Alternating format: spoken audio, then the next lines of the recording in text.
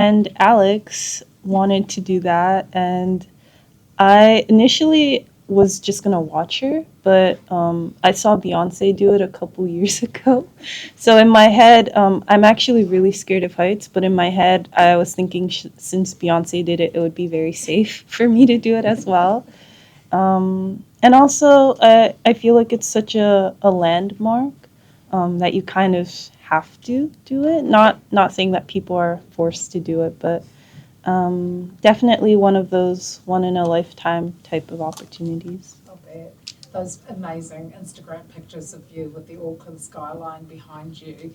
You know, are you getting paid by Auckland Tourism? If Oh not, no. you should be. You should be. No, I'm not, but maybe you could be my like agent for that. I'll hook you up. No, but honestly, I really enjoy being here. Like it's one of the most beautiful places, and I can see how everyone has such a deep appreciation for the earth around them, and yeah, it's just really pretty. So, and you've been here for 2 weeks. What's been a highlight? Oh, Where have two you gone? weeks, have I? Almost? No, In since Southgate. Christmas. A week? You're good. A Christmas? week, Christmas, yeah. And any, just in Auckland, or have you been out and about? Just in Auckland, I think yesterday we went to the Black Sand beaches. I'm sure that's still considered Auckland, yeah. Um, yeah, and saw the birds. I think they just hatched or something, we were told. So. So anything that you must do post-swim? Um, what would I want to do in Auckland? I feel like we jumped. We went to the beaches. We did a lot in these couple of days. Waihiki's a good trip, day trip. Yeah, I've heard The that. I heard that you can go strawberry picking, so maybe I'd want to do that after the tournament. It's really good. Yeah. Thank you. Naomi, Michael Burgess from the New Zealand Herald.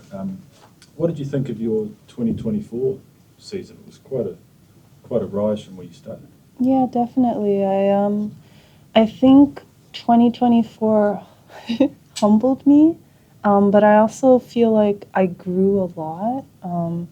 I think I worked way harder than I've ever worked before. So in that, in that, I guess it was very painful to not get the results I wanted. But I feel like I'm growing and I'm learning, and I am really excited for this year. I played really, really good matches. People still talk to me about my ego match in French Open, so I'm glad that I was able to give people memories as well. And even though I got injured in Beijing, which was my last tournament, I feel pretty optimistic about how that match would have turned out, and I am excited to play on hard court again. Obviously, as you're saying, you've got other priorities in your life now, but do you believe you can get back to the top, to where you were? Yeah, I mean, for me, um, I don't think I'm the type of player that would hang around. Like, I have a lot of respect for all the players on tour, but the point of my life that I'm at right now, if I'm not above a certain ranking, I don't see myself playing for a while. Does that make sense? Like, I'd rather spend time with my daughter if I'm not where I think I should be and where I feel like I can be. And you mentioned before that it was pretty crazy for you at the start with Indian Wells, US Open, a whirlwind. How have you dealt with fame over the years? Because your fame is pretty intense in Japan and the States, everywhere. How have you dealt with that? Are there good sides and bad sides to it?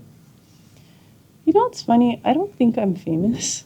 I feel like the word famous, when I think of it, it's someone that can't go outside. You know what I mean? Like they have paparazzi everywhere. And for me, I'm the type of person that when I'm in a city, I'll just walk outside. I love walking, I love seeing things. And I think instead of the word famous, I think of myself more as like I have friends all around the world that know me.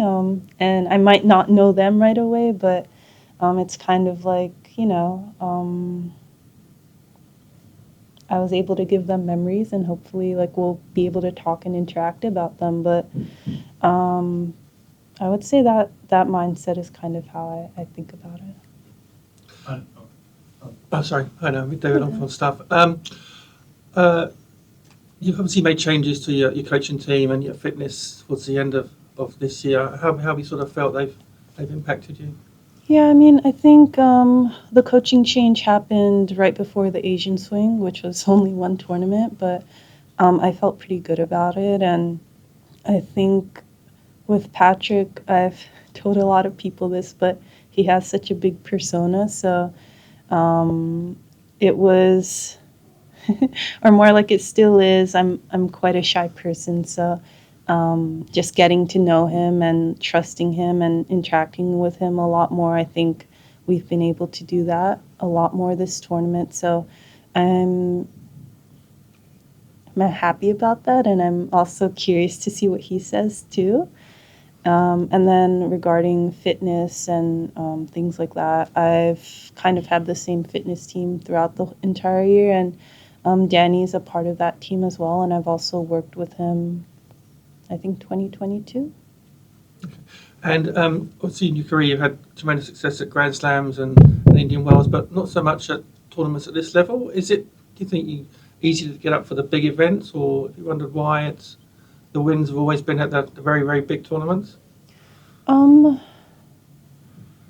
I've never really wondered why. I feel like, yeah, I might be more of a like definitely a big match player, but I'm hoping that hoping that I have more maturity now that I'm able to, I guess, transfer that into all matches I play.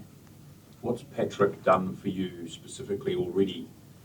Maybe training here or tweaks or changes?